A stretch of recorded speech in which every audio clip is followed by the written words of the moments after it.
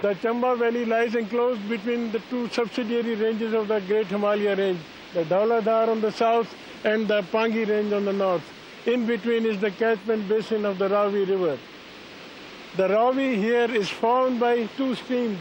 One, the Kalihan coming from the Bada Bengal glacier system and the Buddhil coming from the Kukti Pass and the Mani Mahesh range. The Buddhil has carved a most fearsome gorge over the centuries to join the Ravi here. Here at this junction, you come across the forming of the main Ravi River, one of the great rivers of the Punjab.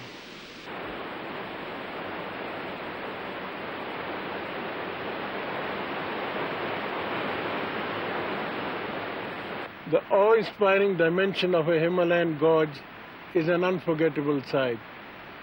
For instance, the Buddhil River here has carved a gorge of barely 10 meters wide through rock faces of almost 1,000 meters in depth.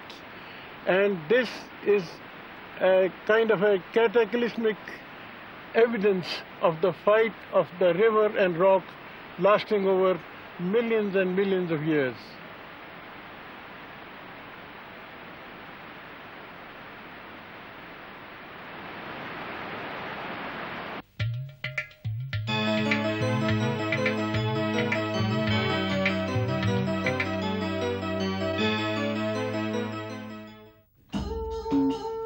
Dalhousie is gateway to the Chamba Valley.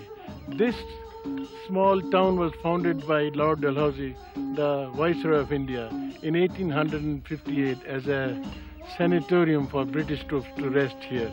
And the Englishmen, the Sahib Logs of the Raj, built this in the manner of a Scottish or an English countryside settlement.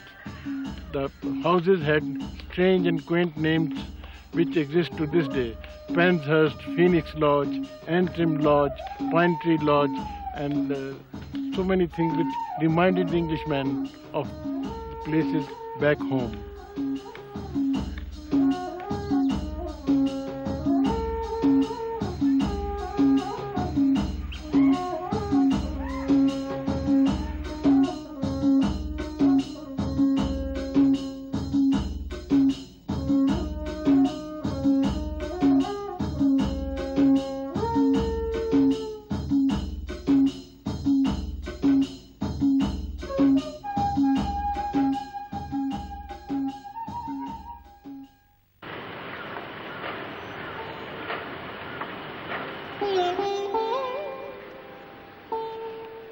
At this point where the Ravi Gorge widens into a valley stands the city of Chamba atop a plateau.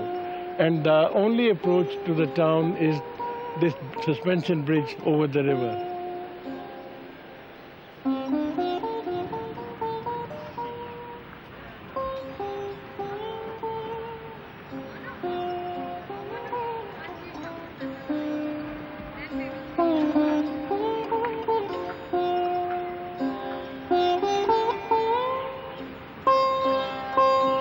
Standing atop an escarpment overlooking the Ravi River is this ancient town of Chamba.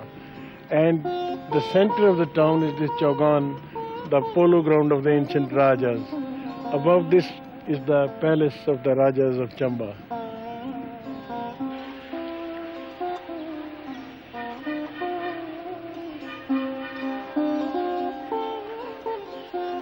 The city of Chamba has been known as the Florence of the Himalayas because in every street, around every corner, there are art areas of 1,000 years old, like this Garuda, for instance.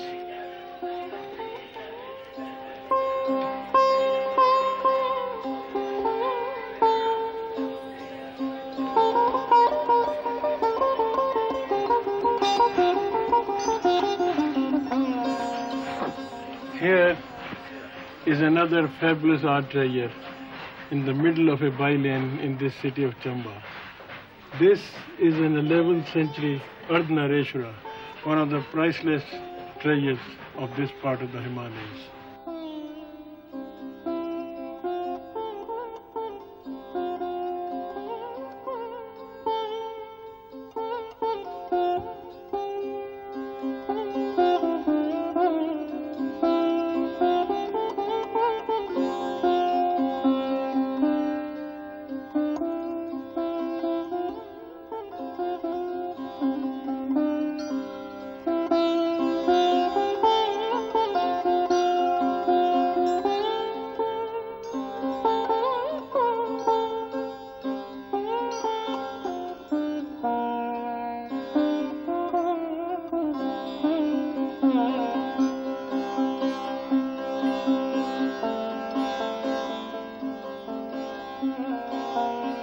The rulers of 9th and 10th century Chamba were great patrons of art and architecture, and they caused to be built this magnificent complex of temples known as Lakshmi Narayan Temple in Chamba.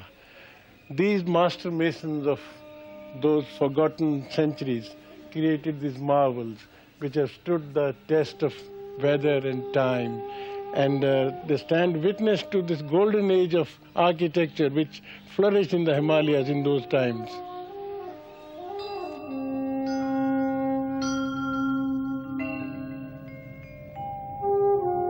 The one distinguishing mark of these temples in the Lakshmi Narayan temple complex are these wooden chhatris which cover the top of the temples in a cupola-like fashion.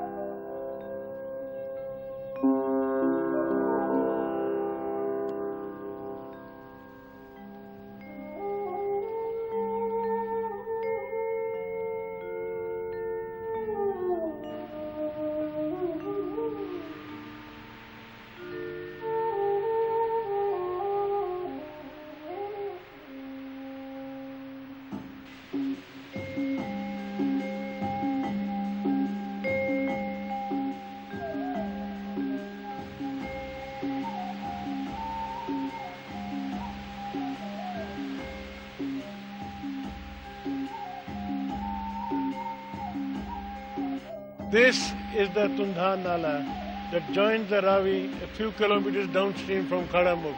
Tundha is one of the mighty streams that tumble down from the Pangi range near the Kalisho Pass, bringing down millions of cusecs of water into the main river.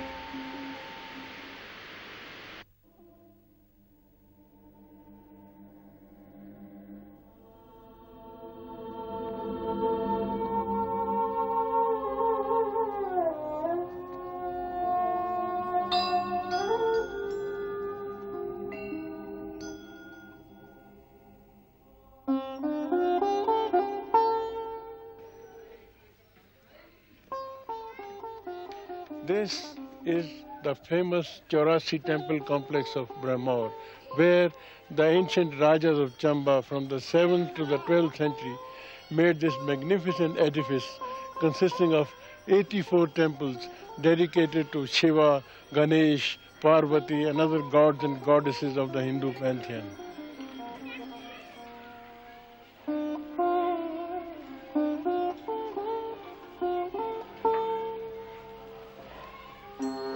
This is the temple of Narasimha, attributed to Gugga, the master mason of the Himalayas, who was known as Michelangelo of the hills.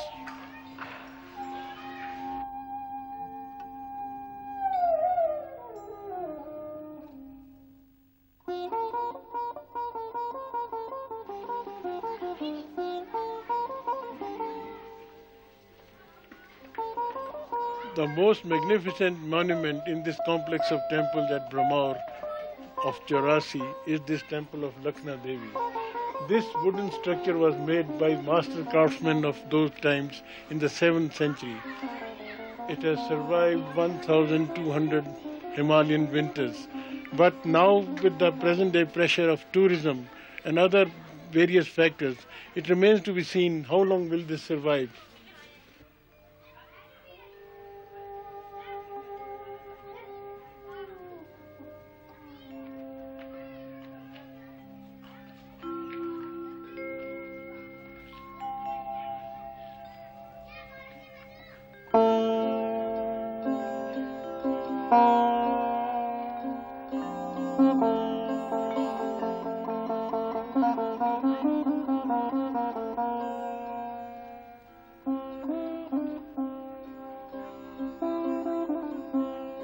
The other temples in this complex of 84 are mostly Shiva temples, and this is the Nandi bull dating from the 13th century.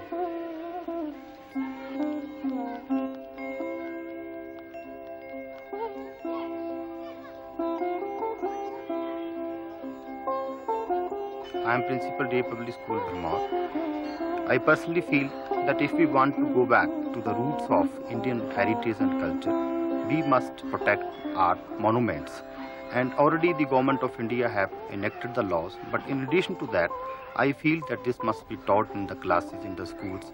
And I am teaching in my schools, and we are conducting a weekly cleanship, and they are understanding that we must protect our heritage and cultures.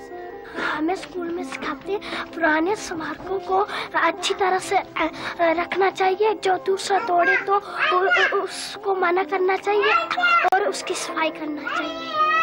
यदि हम अपनी भारतीय संस्कृति को जीवित रखना चाहते हैं तो इसका एक महत्वपूर्ण साधन यह है कि हम अपने स्मारकों की अच्छी तरह से देखभाल करें और इस मंदिर में तोड़ न करें, और जो कोई तोड़े उसको मना कर दें।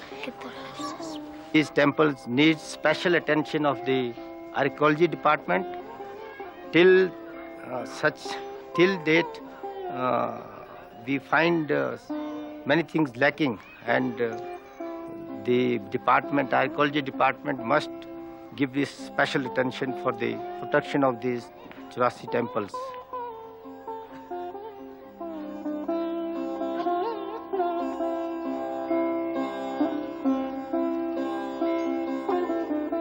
Photography of temples strictly prohibited. This is one of those announcements by the department based on the archaic laws of the 19th century, and it makes a mockery of all efforts to preserve these monuments. In other words, photography is strictly prohibited, but vandalism is allowed.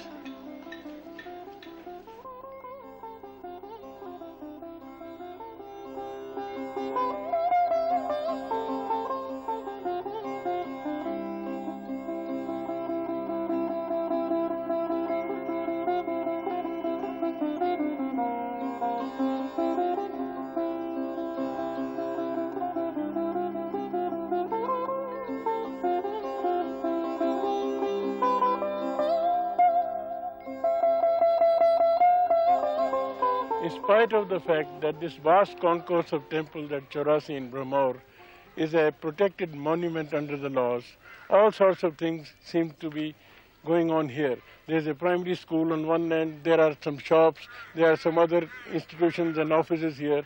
This poses a serious threat to the existence of these monuments. But then this is a problem with all places which continue to be places of worship as functioning places even nowadays. So unless there is an awareness amongst the public and other people, and especially the younger generation, it will be very difficult to protect these places for long. For instance, this Narasimha temple right in front of me has developed a dangerous tilt towards the left. Now it is for the authorities or whichever department is concerned to find out how this can be remedied before the whole thing crumbles down.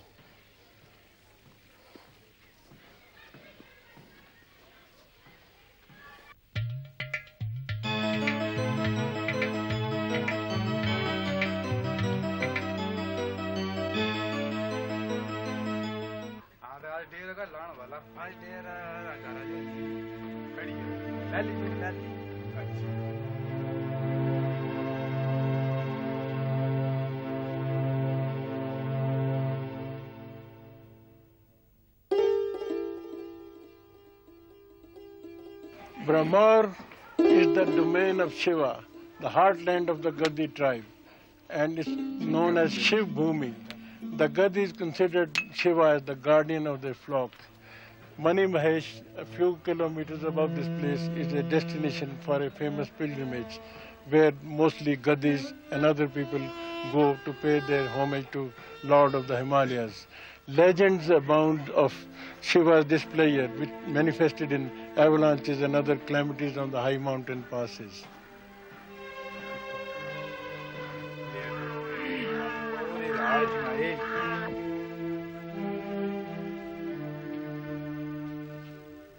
This is Musafir Ram, the direct descendant of the legendary shepherd Trilochan, who is said to have stumbled upon Shiva himself while climbing one of these passes leading to Mani Mahesh, the place of pilgrimage up there. Shiva imparted him the ultimate knowledge of the universe on the condition that he do not disclose it to anyone else, which Trilochan of course did, with the result that he had to put an end to his life. This drum has been in this family for at least about 700 years. It's a recorded national treasure, and he is the trustee of this drum. It creates a very awe-inspiring resonance-like voice, as if you actually see the manifestation of Shiva and his advent on these high mountain passes.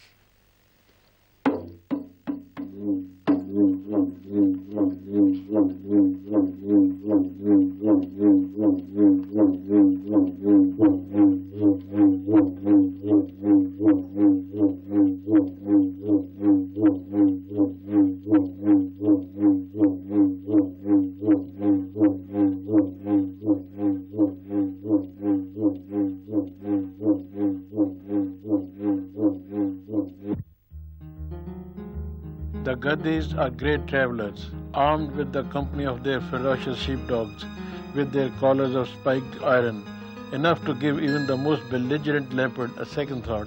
The Gadis travel through some of the wildest and most beautiful alpine landscape on earth. Using three main passes, the Kukti, Kalisho and Chobia, all 16,000ers, they fan out in Lahul, and as the snows recede and the fresh grasses emerge, the Gadis climb higher towards the high pasture lands at 16,000 feet. It is an incredibly dangerous life.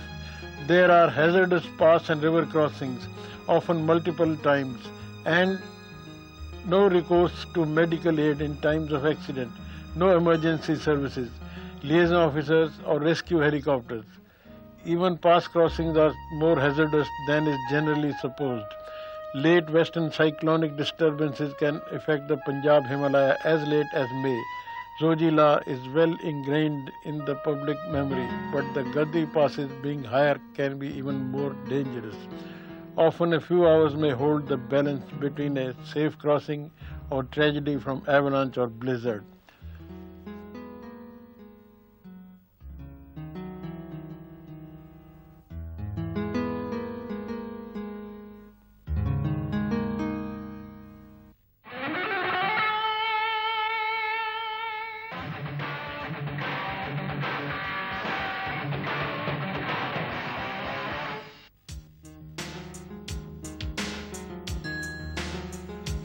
This is the beautiful forest glade of Khajiar near Dalhousie.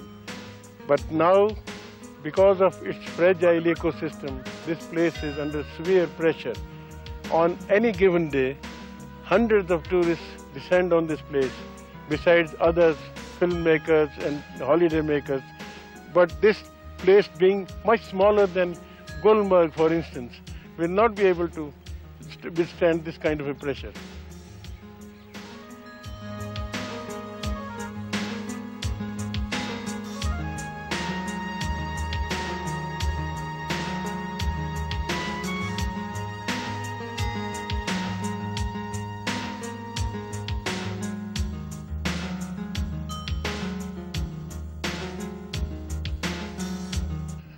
This is the swamp in the middle of this forest glade of Khajiar.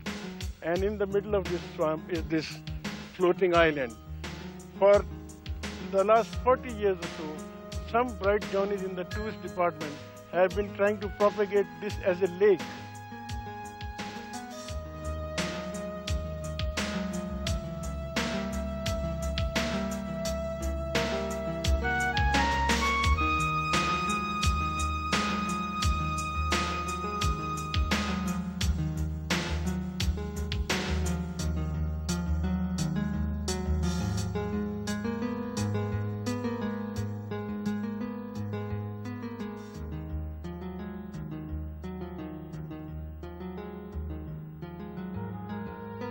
Another victim of this tourist mania is this 13th century temple at Khajar.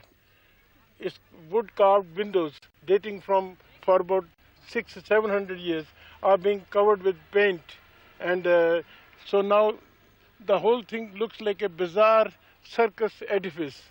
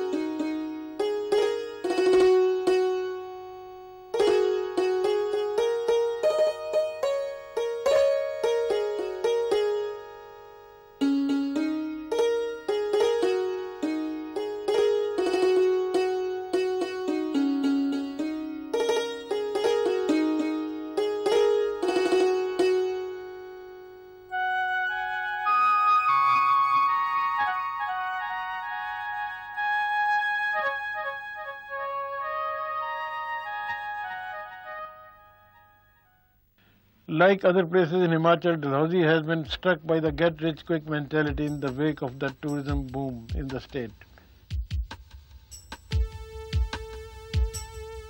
As a result, local bylaws as well as environmental and aesthetic considerations were thrown to the winds, resulting in a rash of ugly, unsightly, badly built and dangerously located hotels which are now polluting their immediate surroundings. Municipal arrangements to dispose of garbage having fallen apart. The term garbage disposal seems to have lost its real meaning in Dalhousie today, with an as-is, where-is philosophy being predominant, resulting in some of Dalhousie's loveliest walks becoming trash trails redolent of the sewer. Garbage heaps in leafy glades vie for the eye.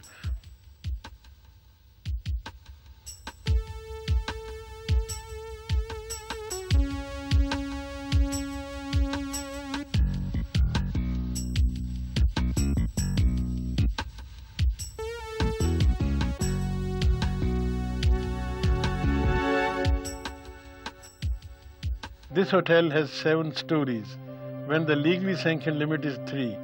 All the load is concentrated on dangerously thin pilings, and one earth tremor could send the whole lot parking on the roof at all down the cut. But the private sector is by no means the only transgressor. This government-built municipal market with a 32-inch wide street running between facing shops, all built on pilings along the mountainside, is a nightmare of a fire hazard. During the peak season summer months, Dalhousie's hitherto rejuvenative walks become deadly. If the noxious garbage fumes don't get you, a whizzing Maruti will.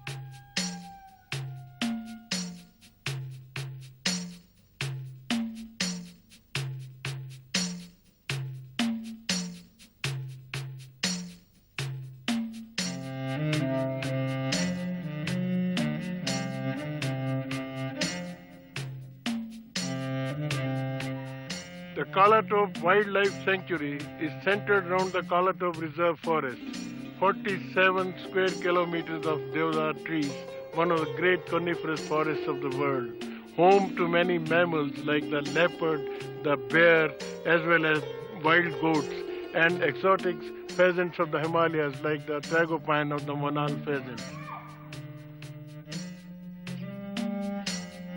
The word Kalatop is derived from dark mantle. There are beautiful walks in this forest, and so far the authorities have managed to keep motor vehicles away from this place, and I hope this will be the case in the future.